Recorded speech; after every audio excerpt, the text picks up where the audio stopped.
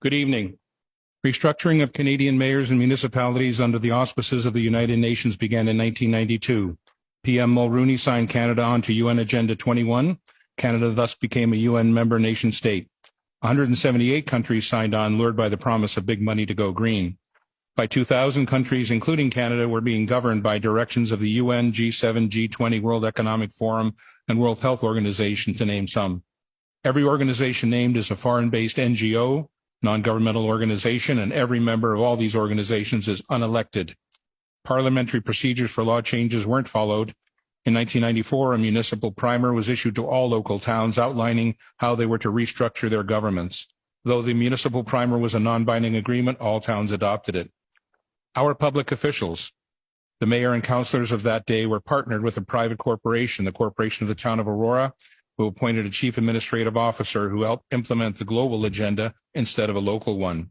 The International Council on Local and Environmental Issues, ICLEI, became the main source of consultation to push and fund the global agenda. We remind you that the World Economic Forum and the United Nations signed a strategic partnership framework in 2019 to jointly accelerate the implementation of the 2030 Agenda for Sustainable Development. This is the same World Economic Forum whose chairman, Klaus Schwab, famously declared, "You will own nothing and be happy." This is the same Klaus Schwab who, referring to Canadian Prime Minister Justin Trudeau, boasted, "We have penetrated more than half of his cabinet."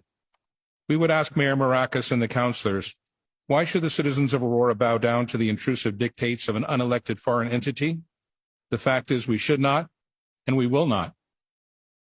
What, you ask, does any of this have to do with 15-minute smart cities? Absolutely everything. SMART, S for surveillance, M for monitoring, A for analysis, R for reporting, and T for technology. Technology News editor Patrick Wood, 50 years of experience and expertise on technocracy, wrote, "The 15-minute city is a cover for data collection bonanza for technocrats who design and operate them. Cities designed for maximum efficiency always reveal technocrat thinking that efficiency itself is the goal. Maximum surveillance allows for maximum control to achieve even more efficiency." At its very root, this mechanistic thinking is anti-human. The 15-minute city narrative seeks to fool you in the guise of saving the planet, keeping you safe, and delivering convenience. It's actually the gateway to digital IDs and CBDCs, central bank digital currencies. CBDCs allow bankers and/or governments to freeze your bank account because you happen to peacefully and lawfully protest and express your disagreement with government policy. Anyone remember the truckers' convoy in Ottawa, February 22, when the Government of Canada invoked the Emergencies Act and froze the private bank accounts of law-abiding citizens? 15-minute cities are wolves in sheep's clothing. Don't believe the countless stories spewing forth from the 24/7 basis from the elitist captured mainstream media, all claiming to have your best interest at heart. We have been burned too many times. In reality, 24/7 surveillance through the Internet of Things inside your home, 5G and LED streetlights outside, monitoring and tracking and recording everything. Implementation of exclusion zones and geofencing to restrict movement and travel. Ability to control behaviors through military-directed energy technologies. Property and car ownership to be outlawed. Evictions from farms and rural areas to gather people into cities. Digital passports being promulgated by the UN, World Economic Forum, and the World Health Organization are in the final stages of planning and implementation. They are tied to social credit score, which is determined by compliance to government directives. These passports control all access and all aspects of life.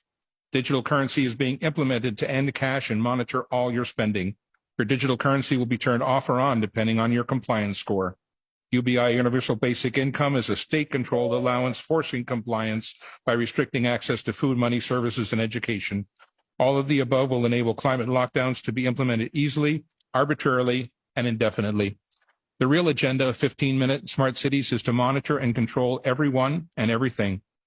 In summary, in the coming days, Council will receive an electronic info packet which will contain the text of this delegation and other items.